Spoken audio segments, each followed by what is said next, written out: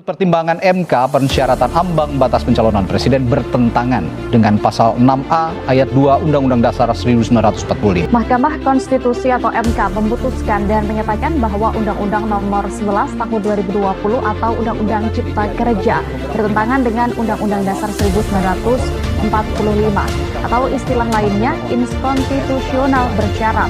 Hal tersebut sebagai bantah dalam sidang pengucapan putusan terkait Undang-Undang Cipta Kerja oleh para hakim mahkamah. Untuk mengetahui lebih detailnya, sudah bergabung bersama kami. Selamat datang di video kami yang akan membahas mengenai konstitusionalitas agar hukum di Indonesia tetap berjalan sesuai dengan konstitusi. Di Indonesia, undang-undang harus sesuai dengan Undang-Undang Dasar 1945 sebagai suatu konstitusi di Indonesia. Lalu, bagaimana jika undang-undang tersebut tidak sejalan dengan konstitusi yang ada di Indonesia saat ini?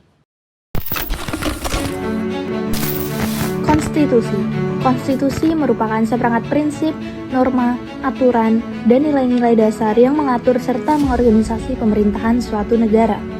Konstitusi bertindak sebagai hukum tertinggi di suatu negara dan menentukan kerangka kerja bagi sistem politik, kekuasaan pemerintah, hak-hak warga negara, serta hubungan antara pemerintah dan rakyat. Konstitusi memang dirancang untuk menjamin keadilan dan kesetaraan dalam memperoleh hak serta kewajiban. Lalu, bagaimana dengan praktik politik dinasti di Indonesia saat ini? Bagaimana tanggapanmu terkait dengan permasalahan RUU, terutama isu fenomena politik dinasti di Indonesia? Kita tuh harus peka, kita harus melek terhadap kondisi politik yang ada di Indonesia. Ini juga salah satu dari kita untuk menunjukkan bahwa kita ini punya rasa nasionalisme. Politik dinasti tetap salah dan tidak diperbolehkan di negeri ini, meskipun pada hakikatnya para pemegang kekuasaan itu menggunakan kekuasaan mereka untuk seenaknya merubah undang-undang dasar ketika bertentangan dengan undang-undang dasar. Oleh karena itu, bagi para pemegang kekuasaan, terutama presiden, wakil presiden, para menteri, anggota DPR terutama, mereka harus berlaku adil sejak dini. Seperti yang dikatakan oleh Pramudia Anantatur, sebagai seorang generasi muda, sebagai intelektual muda, maka kita harus berlaku adil sejak dalam kandungan maupun dalam pikiran. Kita harus pahami ini dari tinjauan hukum. Kita harus mengerti bahwasanya di hukum ada hierarki. Tatkala suatu UU yang muncul dan itu bertentangan dengan UUD 45, maka UU itu harus dibatalkan oleh MK.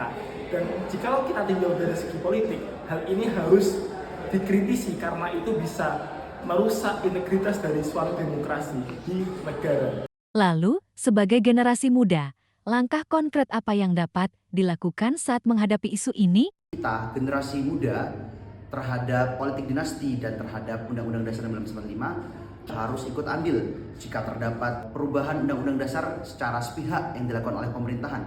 Kita juga harus ikut andil ketika terjadi konflik ataupun terjadi kerusuhan, terutama dalam hal idealisme atau Undang-Undang Dasar.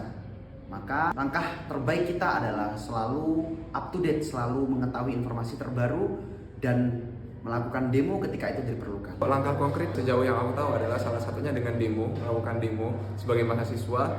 Terus juga selain ikut demo, kita juga harus tahu nih apa sebenarnya yang terjadi di Indonesia ini apa. Jadi harus perbanyak wawasan juga, harus tahu sebenarnya wawasan kita sejauh apa untuk mengetahui ini. Karena kita hidup di suatu negara yang demokratis, yang dimana kita bebas untuk menyuarakan suara kita, langkah yang bisa kita ambil adalah turun ke jalan, ikut aksi, menyuarakan apa itu kebenaran, dan dilakukan itu tanpa ada suatu paksaan dari manapun.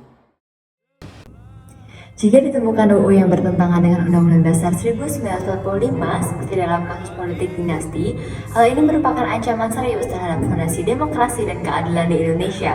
Ini mengindikasikan penyalahgunaan kekuasaan dan pengkhianatan terhadap semangat konstitusi. Generasi muda harus menjadi garda terdepan dalam langkah konkret mengkombinasikan jalur konstitusional dengan penguatan tekanan publik melalui edukasi, advokasi, dan aktivisme damai. Keterlibatan terorganisir dan berani bersuara adalah kunci untuk memastikan demokrasi berjalan sesuai cita-cita reformasi.